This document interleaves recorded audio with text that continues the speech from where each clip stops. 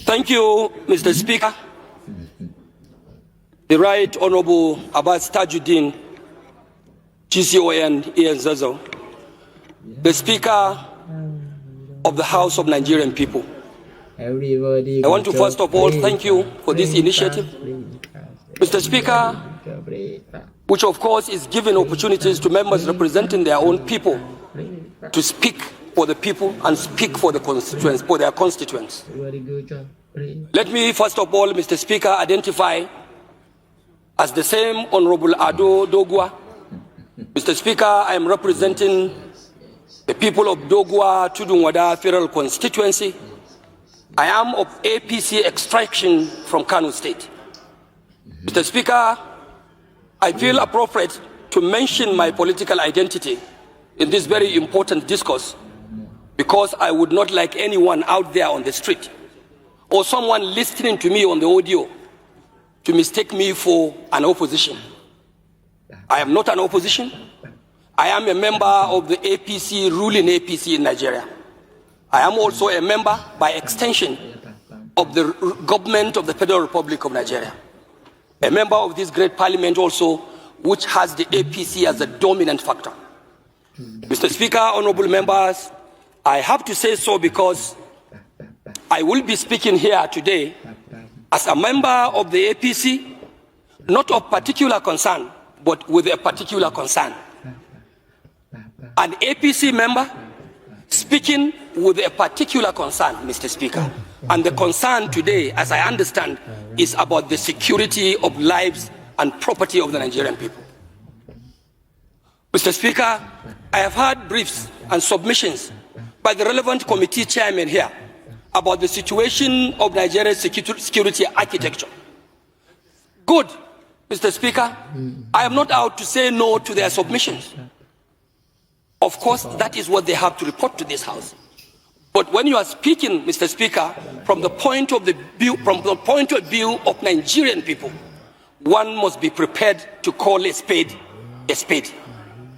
Mr. Speaker, I am therefore prepared to say that no matter what the government does, my government, led by Bola Ahmed Tinubu, the APC government, my party, and despite all the submissions of the efforts of all security agencies that were meant here through their respective chairmen, I want to say that yes, the government is doing its best.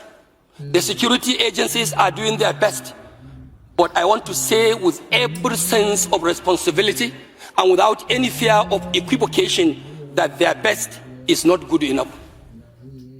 It is not good enough because the security situation in Nigeria today, Mr. Speaker, it is horrific. Mr. Speaker, our security situation is tragic. Mr. Speaker, the security situation, especially in the north where I come from, is devastating. Mr. Speaker, our situation in Nigeria today in the area of security is unspeakable. It's unspeakable because our people are left ravaged in serious tension, fear and desperation, all because we are lacking and reneging in our institutional and collective responsibility as a government. Mr. Speaker, the fact remains the same, and like every one of you here would say, that the responsibility of every democratic or elected government, even military governments, Mr. Speaker, fundamental responsibility of government is the security of lives and property of its own people. Mr. Speaker, what we have today is like a failed security. What we have today, in my opinion and in my views, Mr. Speaker, is like for me to quote in the words of the popular Bob Marley in his own song in those days in the 80s, when he was saying, war in the north, war in the west, war in the east, and war down south. Mr. Speaker, today, Nigeria is operating under a complete war against humanity. And this House must not only continue to chant slogans, move motions, take contributions from members. We must have to step up and rise up to the expectation of our own people. And that expectation must be beyond making pronouncement on the floor. Mr. Speaker, we have to step our institutional mandate. We have to step our institutional commitment and determination to protect the lives of the vulnerable people. Mr. Speaker, you rightly said in your remarks that you were in Kebbi State, as God may have it, Mr. Speaker. I went to Kebbi with you. I saw how the governor of Kebbi, who is the chief security officer of the state, speaking to the delegation of this honorable house in nostalgia, Mr. Speaker, with a very heavy heart. At a point, I would not miss to say, I will not be mistaken to say that I saw the governor weeping in the heart. This will be the same situation everywhere you go, in the south or in the north or in the east or down in the west. Mr. Speaker, our governors are not only overwhelmed, it's like they cannot even do it. The responsibility of security, Mr. Speaker, of course, by the constitutional provisions, it is a sole responsibility, more of a sole responsibility to the center. I agree with whoever may say, of course, governors in the subnationals are also accountable and they must be held responsible for the security of lives and properties of their people. Mr. Speaker, I want to say that in virtually all of our constituencies, given the opportunity, everyone here can rise to tell you the account of what is happening. Mr. Speaker, it is not religious. Mr. Speaker, it is not even political. This fight and this menace of insecurity in Nigeria is something that does not have any identification of one's party or one's religion or one's tribe whatsoever. It is a calculated attempt to demoralize Nigerian state. And if care is not taken, Mr. Speaker, even for those of us who take politics more seriously, we'll have a very big question to answer at the end, because it is like this unnecessary insecurity going on. This is a high level of conspiracy targeting our political processes. As we are approaching 2027, Mr. Speaker, we will all be expected to have a peaceful conduct of our polls. How do you have that if our communities, local communities, are plunged into crisis, into banditry, into kidnappings in the churches, in the mosque, even down in the oil-producing area, which is our economic live wire? Production of oil, crude oil, is being unfortunately undermined by militia groups. So it is like a collective thing that we must put our hands on deck and call whoever is responsible, sir, to order. Order, order, and order. And this house must not take for granted that we are not part of the government. If the government is wanting, this institution of the legislature is a component of the government itself.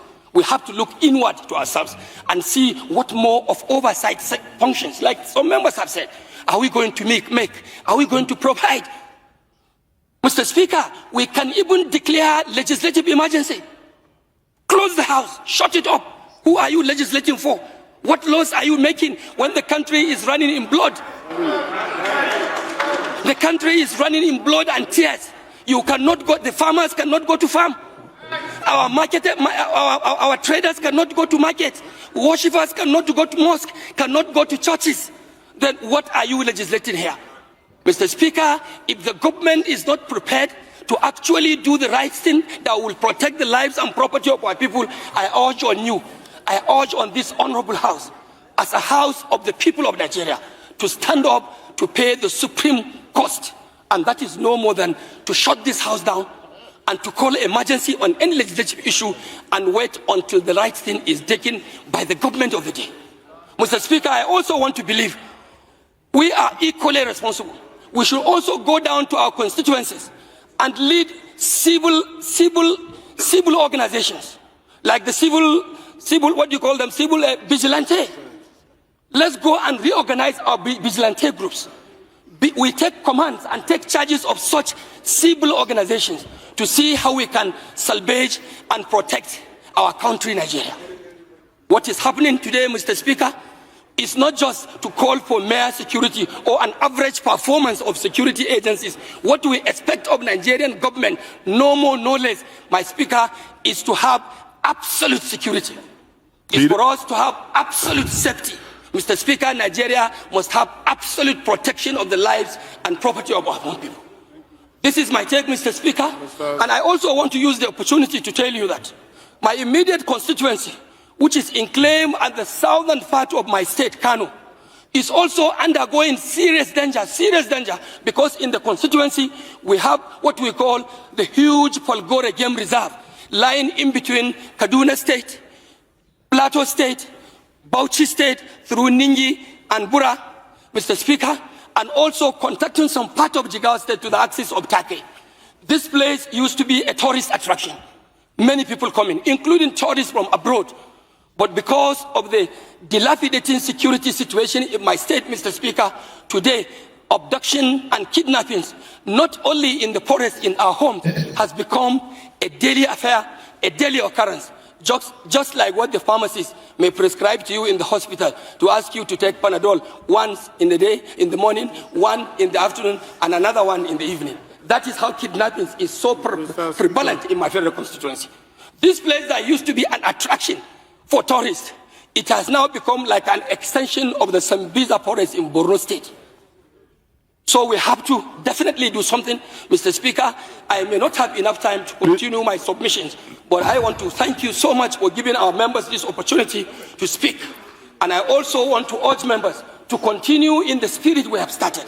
I have not seen anybody here speaking as a southern member of the House of Reps. I have not seen anyone here speaking as a northern member of the House of Reps. I am the leader of the Northern Caucus, Northern Regional Caucus. I am also not speaking as a member representing the northern part of this country. The security challenges that we are facing is a colossal one, it's a collective one that has to do with the Nigerian nation. And we must step up to that expectation and deal with this matter once and for all. Mr. Speaker, I want to thank you, and I want to thank honorable members for listening to me. And I also want to further tell you that I have not lost my hope in the renewed hope agenda. I'm still a proud member of the APC. No, we can see it from your cap. We know you are a strong believer. Mr. Speaker. Thank you so much. Point of order. We need to correct something. What's your point of order, DS? Yeah, yes, Mr. Speaker. Thank you for the audience, the permission to address this. Yes. Now we've watched this House of Rep member talking. Firstly, I want us to look at something. House County, the House of Representative. House County, they are. The population in this house should be 309, if by not mistaken. But now look at the population present in the house.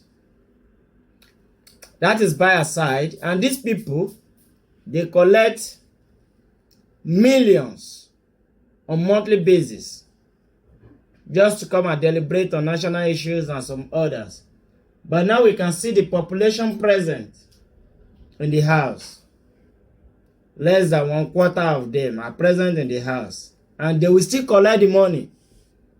That's the funniest thing. They will still collect their allowances, even if they are doing nothing with it, both constituency allowance and every other thing.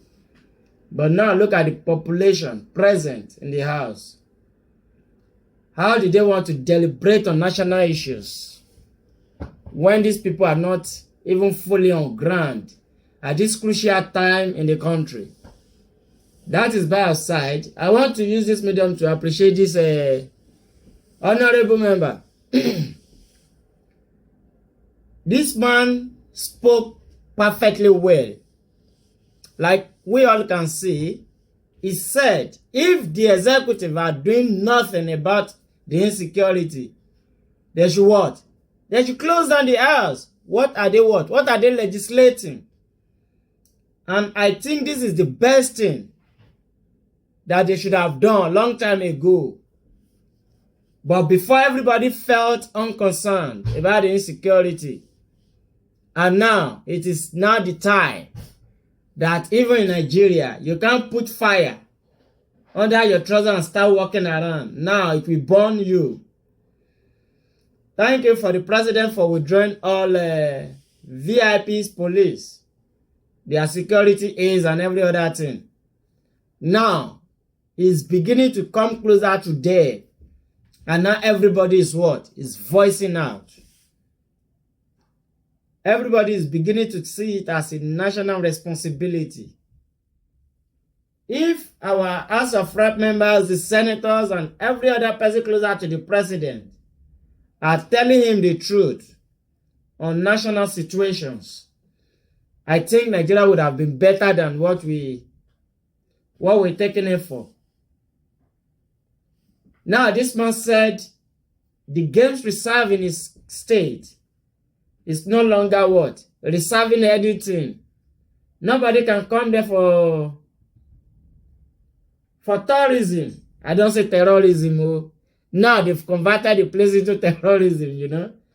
Where terrorists, where they hide and every other thing. People can no longer go to farm. People can no longer live in their houses. Rep, what are you doing? This man has given a suggestion. I was expecting you people to even turn it into a motion. If we give the president 3 months and nothing substantial is being done about insecurity, we are going to close on the house. Let's go on recess. These are things we should go on recess on. Yeah, until the executive fix what is wrong. But so many of them sitting in the house, they were just looking at this man. So many of them don't even understand what the man is saying. Is it that the grammar was too much for them to understand or to comprehend with, or what? Because I see many of them doing like this and looking at the man.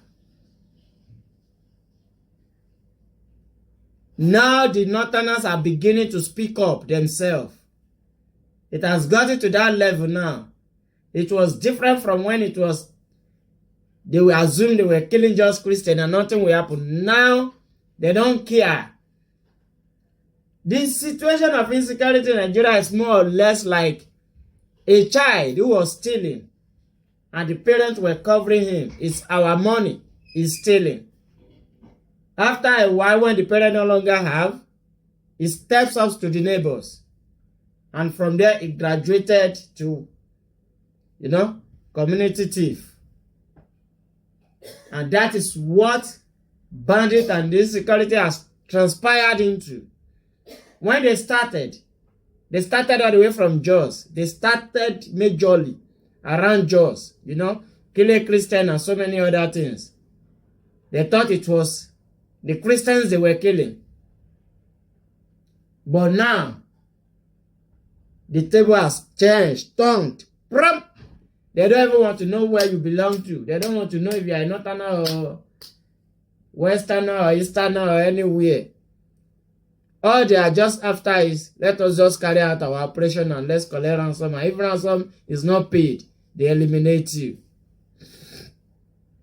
They don't care about where you come from now. They don't care about your status. They don't care about what you believe or what you don't believe in. So the time has come. Mr. President, please, we are calling on you. Act faster. Act faster. If this is the first time you're coming across our page, give us a follow and like our videos. Thank you.